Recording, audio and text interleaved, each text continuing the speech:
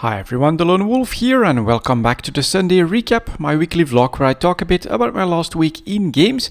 And as always, we'll start with EVE Online, which has been a rather quiet week in EVE Online. I didn't do that much and I spent the whole week in a Mars space, making it easy for myself because they're in exploration, despite the fact that I met one of you guys, almost competing for one of the sites, but luckily there were two good sites in the same system, so we each took one and went our separate ways. But despite that, it's really quiet for exploration around the Dital region, which makes it pretty easy to feel like you get done what you want without having to spend a lot of time in EVE Online. So there's always plenty of anomalies available, refuges, dens, lots of stuff that can escalate. Then I found good combat sites on almost every run on the first scan through. And otherwise, on a couple of other days, what I found is like half a dozen and more data sites as well, which seem to have a higher drop chance for some of those new items for industry. So that sometimes like 10 million in a container, things like that do happen as well. So overall, I could just log in, fly out with the Ishtar, do a little bit of exploration depending on what I would find, do one round and feel like, all right, we actually got quite a bit of a return on our time invested. Not really feeling like doing too much else because I'm actually playing another game at the moment as well. That was just super easy, very rewarding, and that was most of my week for the active playing. Of course, I'm keeping up with the blueprint copies as well, and the PI market, which is doing a little bit of a recovery. Most of the fuel-related PI materials, like coolants, for instance, are up quite a little bit and are back in a reasonable price range, in my opinion, for selling. But what we're also noticing is that lots of players like me have large stocks ready to take advantage of these higher prices. So it's really going to be a difficult timing and difficult also to not set too much stuff on the market to not disrupt the prices there. BPCs is still not great. You guys probably saw that on the video, the first one that I made after the new quadrant started and we got the update with NPE and all of that stuff. So yeah, that's still very, very difficult despite the fact that the Imperium is rebuilding quite massively. Capital ships are just not economical to make even now. And that as a result means that the BPCs, well, I'm making copies, but they're just not moving very effectively. And then on the news front, of course, we have the new quadrant that was basically announced and released last week as well, or this week, at the start of this week, which is the Gateway Quadrant. Should be a short one, and that should basically be like the final preparation for Q4, the end of resource scarcity. And then, in my opinion, we're probably going to see some dynamic resource systems. I'm personally really curious to know what CCP has come up with. The new character sheet is quite okay. I like seeing my character in full attire, of course. The skill points, the skill training window, it does need a little bit of iteration and work. I do think CCP will listen to that feedback and hopefully we get just a little bit more information just on opening up the window that goes from the skill point plans, which they want to focus on. They're really hoping that can help new players, of course, but bring back some of the old functionality. It would be very nice. And on the very first patch, you could say, the first downtime, CCP already fixed as well one thing that I complained about, which was that opening up the character sheet would no longer show me how many skill points I had. That was on like the very first day, but that was fixed almost immediately.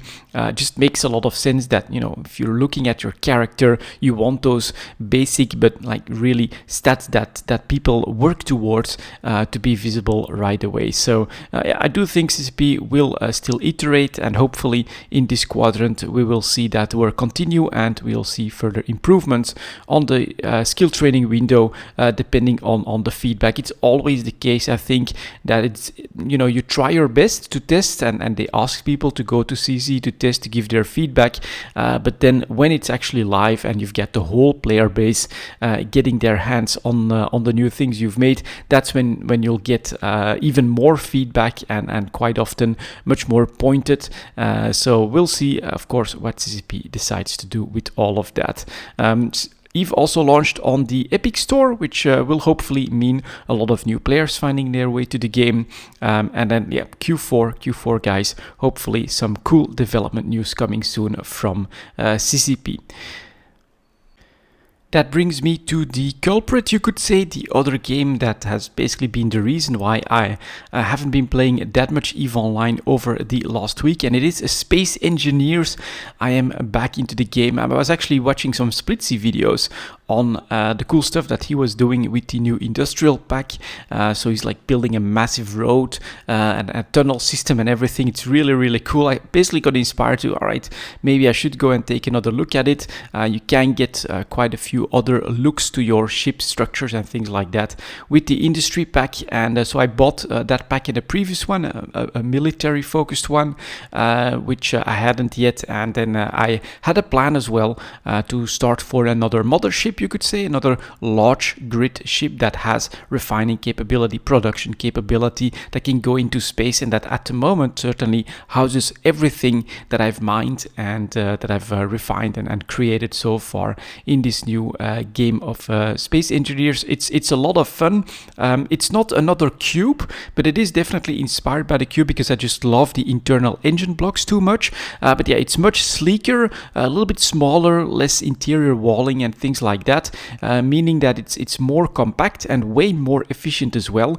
And so at the moment I've got my refinery, I've got my assembler, I've got batteries. It is flying, and it's flying on just two regular sized engine blocks, which is really cool because on the cube I had to put in the large engines and a set of 4 to just go down, which meant that I had an open ship actually in some parts, and yeah, that meant that I had to go with internal walling, made it all even heavier. And so as a result, now I've got an idea as to which way I want to go with this mothership. I'm actually working on that, thinking of how I can improve it and upgrade it. But the main problem was, number one, which is why I haven't been playing Space Engineers in a long time, is that it was the same concept. Everything that I had created and was put into the cube, and that was a huge amount of stuff. Quite a bit of time was basically compressed into that ship.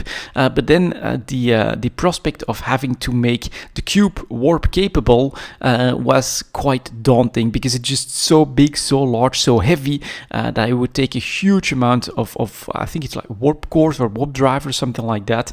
And so this is why I'm now working on one that is going to look like much more of an arrow shape, I think, at the end of the day. And I think that I can manage creating warp drives for that one to make it decently warp capable and still go to space, do whatever I want and need. But so far, having a lot of fun with Space Engineers, rebuilding that, getting ideas as to what I want to do, and it's also pretty modular, so I can just go, all right, another engine block, a little bit more of this capacity, and then we get another block where, I don't know, whatever it is that we want to add, that I can add there. Quite a few defenses.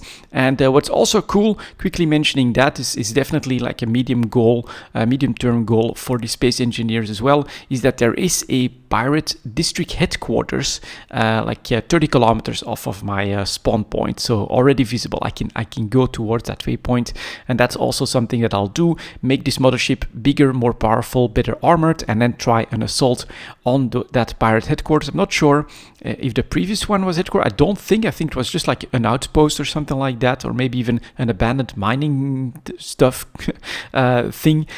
So it might be a little bit harder. That is going to be interesting, I think, as well. But potentially the bounty there could be quite nice. So yeah, lots of fun that I'm having with the Space Engineers as well. And that does cost a little bit of time, especially starting from zero again. But I am putting in that time, and that is why we've got a little bit less EVE Online this week. But yeah, that was my last week in EVE, guys. In games, guys.